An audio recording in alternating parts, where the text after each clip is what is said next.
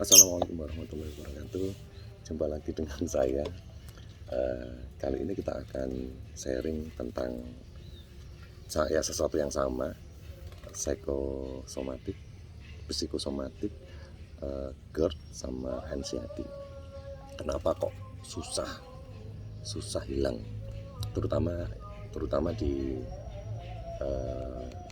bulan-bulan awal 1 sampai 4 ini yang saya alami. Ini bulan keempat, masuk bulan keempat, jalan bulan keempat.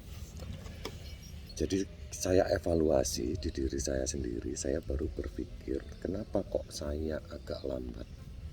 Itu ternyata, jadi begini, saya cerita dari awal saja. Ketika kita pertama mengalami panic attack, di bulan pertama kita masih sering panic attack.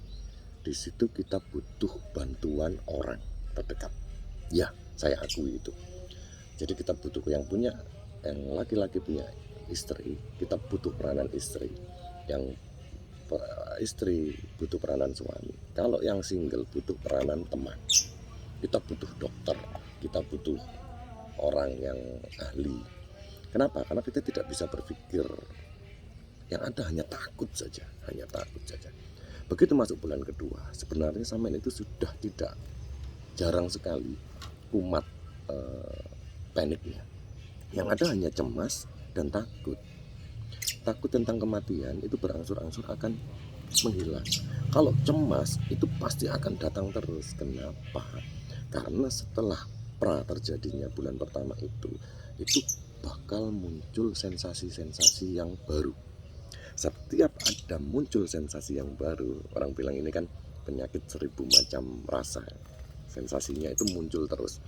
Seperti yang diterangkan banyak orang, sensasi mulai tangan kebas, keringat dingin, leher selalu berkeringat, tidak bisa berpikir, jalan sempoyongan atau keliengan. Itu yang paling dahsyat itu di saya, yang paling menakutkan buat saya. Terus lagi banyak sekali dada sesak, apalagi kalau malam habis makan belum 2 jam kita rebahan, kita sudah pakai bantal, terus reflux, panas, terbakar, sensasi terbakar di dada, heartburn sama di tenggorokan. Wah, cemasnya minta ampun. Bulan ketiga sudah mulai paham. Kenapa? Karena sampean sudah mulai belajar. Sampean sudah mulai mencari tahu tentang penyakit-penyakit itu. Ya, harusnya sampean bisa memahami, harusnya loh ya, saya bilang harusnya. Jika terjadi heartburn, terbakar di daerah dada, itu berarti sampean setelah makan langsung rebahan.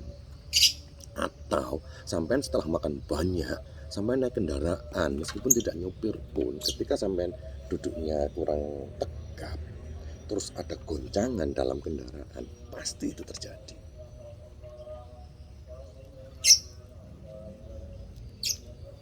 Terus kalau sensasi ini kebas sama dingin, itu karena cemas.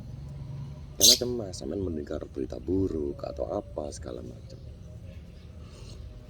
Atau bisa jadi marah, atau bisa jadi kecewa. Jadi begini, di video ini kita persingkat saja. Jadi menurut saya, bulan pertama itu ketakutan, kita butuh orang. Ya, harus. Apa itu? Dokter, pasangan hidup, sahabat, siapapun. Bulan kedua kita cari informasi. Sambil kita mencoba herbal apa, ini apa, segala macam kita mencari. Sambil kita mempelajari apa yang bisa masuk, diterima oleh lambung kita, apa yang tidak. Karena memang sakit beneran lambung itu, GERD-nya itu memang sakit. Bulan ketiga harusnya lebih mulai pintar, sudah mulai tidak berpikir negatif, sudah mulai tahu kebutuhan vitamin kita. Kalmak, zinc kita harus ada, B12, B1, B2, B3, vitaminnya apa, terus apalagi nutrisinya. Kalau tidak boleh madu berarti air gula, atau gulanya gula aren, atau ini kita sudah mulai bisa. Di bulan ketiga itu harusnya kita sudah mulai bisa, karena kita didampingi. Tapi bulan keempat, satu musuh sampean yang terbesar adalah ngalem. Ketika dulu sampean diladeni ketika sakit, itu sudah mulai harus sampean hilangkan. Gimana cara menghilangkan ngalem? sampean perbanyak aktivitas. Yang semula sampean hanya jalan seperempat jam pagi, seperempat jam sore, sampean sikat sudah 30 menit. Olahraganya diperberat, push up, jangan push up di lantai ya, push upnya ya ke tembok aja, 8 kali kali 3. Semakin banyak karena kita butuh berkeringat. Kena matahari harus olahraga, jalan kaki wajib hukumnya, wajib penderita seperti kita jalan kaki itu wajib hukumnya. Sampai enggak jalan kaki KO sampai semakin banyak gerak, semakin banyak nutrisi terserap pada tubuh, tidak hanya keluar sampai rebahan aja, nutrisi sampai masukkan sebanyak apapun akan keluar jadi feses dan urin. Tapi ketika sampean olahraga akan terbentuk tubuh seperti yang saya ceritakan.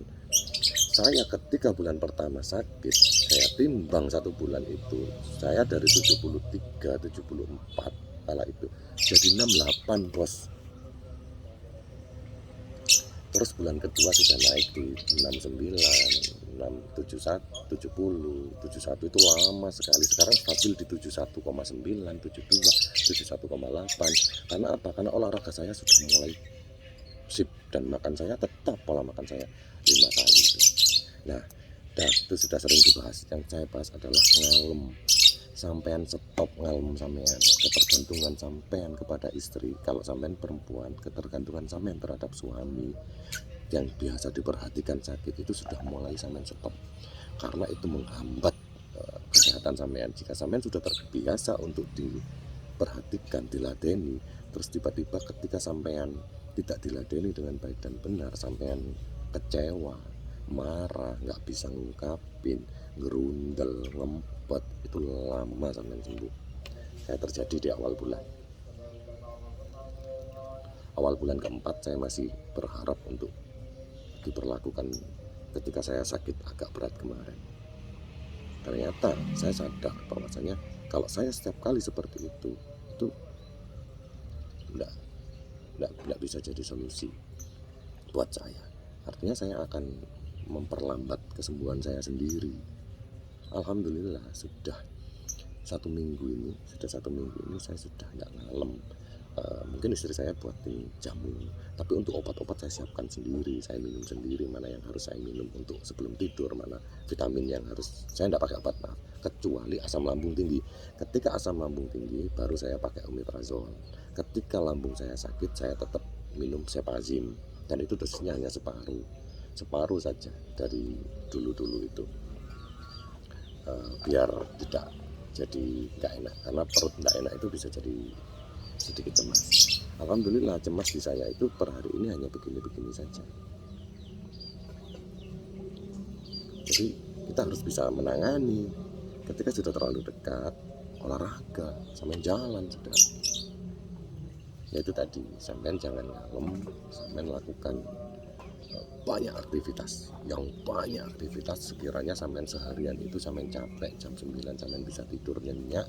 Terus ketika bangun untuk pipis tengah malam, usahakan sampai kalau muslim sampai tahajud 2 rakaat, kalau takut wiritannya di atas kasur lagi, terus sambil doanya di atas kasur, enggak masalah. Sampai masih takut, enggak masalah. Kalau 14 sampai subuh langsung, habis subuh usahakan jangan tidur, hidup udara segar itu tadi. Terus matahari itu